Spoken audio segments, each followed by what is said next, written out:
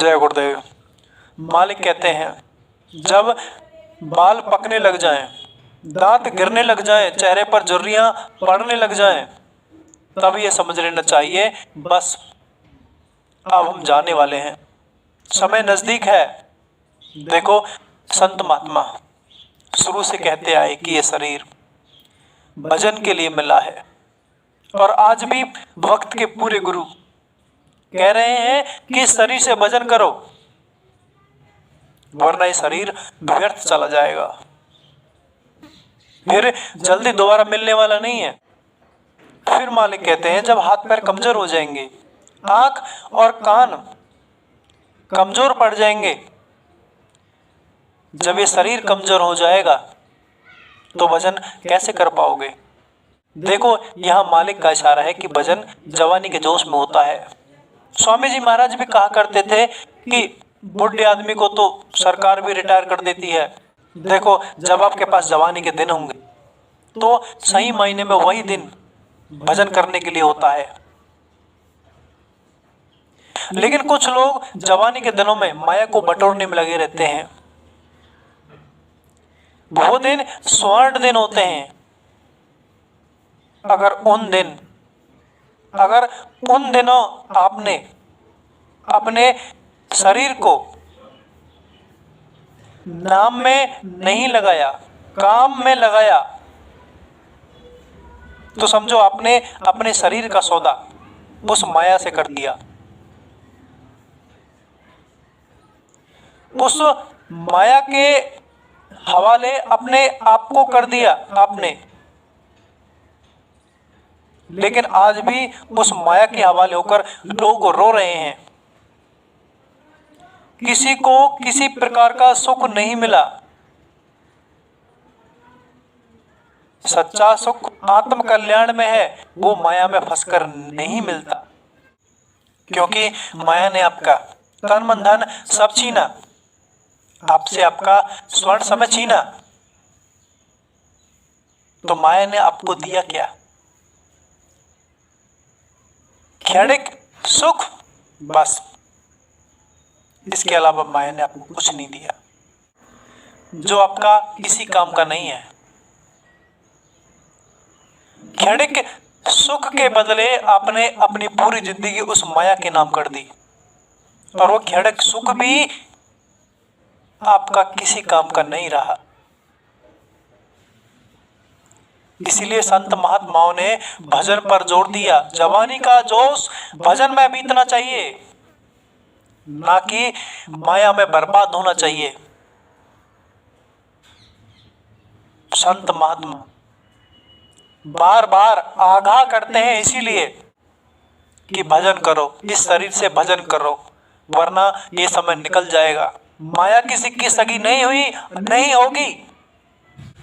कहते हैं, माया मरी न मन मरा, मर गया शरीर, आशा तृष्णा ना मरी, कह गए दास कबीर। नहीं मन मरता है, नहीं माया मरती है, ये दोनों एक ही हैं। इन्होंने लेकिन आपके शरीर को आशा तृष्णा में फंसाकर आपको हर बार मारा, और इस जन्म में भी यही काम आपके साथ ये दोनों करेंगे। आपको आशा और तृष्णा में फंसाकर, आपको क्षणिक सुख का लोभ देकर ये आपको फिर मारेंगे। आशा तृष्णा में आपको फंसाकर, आपको गुमराह करके,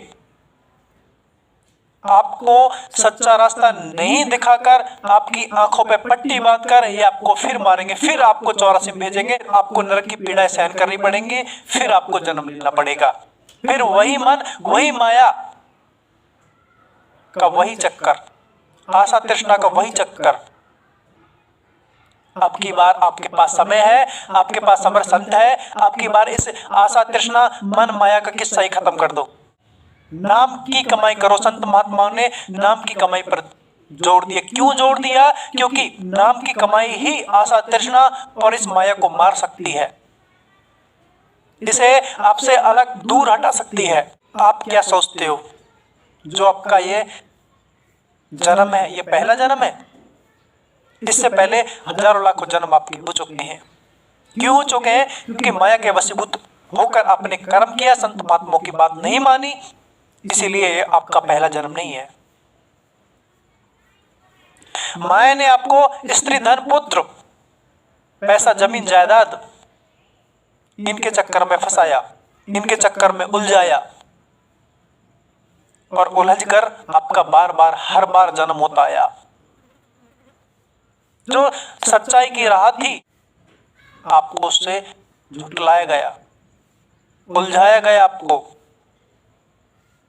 लेकिन अब की बार आपके पास मौका है, समय है, अब की बार इस माया को ही उलझा दो। समर्थ संत कहते हैं भजन करके इस माया को उलझा दो। जिस माया ने आपके घर में विषय वासना, आशा, तृष्णा का घर बनाया, लोभ लालच का घर बनाया, आप उस घर में भजन के द्वारा आग लगा दो। जब तक आग नहीं लगेगी तो ये गुंडे जो आपके घर को लूट रहे थे ये नहीं भागेंगे, और जैसे ही ये भागे ऐसे ही आपका काम बन जाएगा, आपको ज्ञान हो जाएगा, और ज्ञान होते ही मालिक फिर आपसे दूर नहीं है। ऐसा कोई चाहिए जिसने पहले नाम रूपी आग अपने घर में लगाई हो। विषय वासना, आशा, तृष्णा, काम, क्रोध, मोह, लोभ, अहंकार, इन गुंडों को पछाड़ा हो। जिसने पछाड़ा होगा वही आपको आग देगा, वही आपको इस माया से बचाएगा। भजन का रास्ता बस ऐसा ही है। अपने हरे भरे घर को आग लगानी पड़ती है, अपनी इच्छाओं का दमन करना पड़ता है, अपने अंदर जो बुराइयां हैं उनका सफाया करना पड़ता है, अपनी इच्छाओं का गला घोटना पड़ता है, तभी तो वो मालिक आपके घर में बैठेगा। आप अपने घर की पहले साफ सफाई करो, तब वो मालिक आपके घर में बैठेगा। हम संत महात्मा कहते हैं जहां काम वहां नाम नहीं, जहां नाम नहीं वहां काम, रवि रजनी कबो नहीं मिले दोनों एक ठाम। दूसरे संत महात्माओं ने भी कहा, दिल का हुजरा साफ कर राना के आने के लिए, ध्यान गहराओं का हटा उसको बिठाने के लिए। जो भी दिल में गंदगी भरी है, आशा तृष्णा भरी है, मन की इच्छाएं भरी हैं, उन सबको साफ करके सिर्फ एक इच्छा वसा परमात्मा की, तभी तो वो मालिक बैठेगा।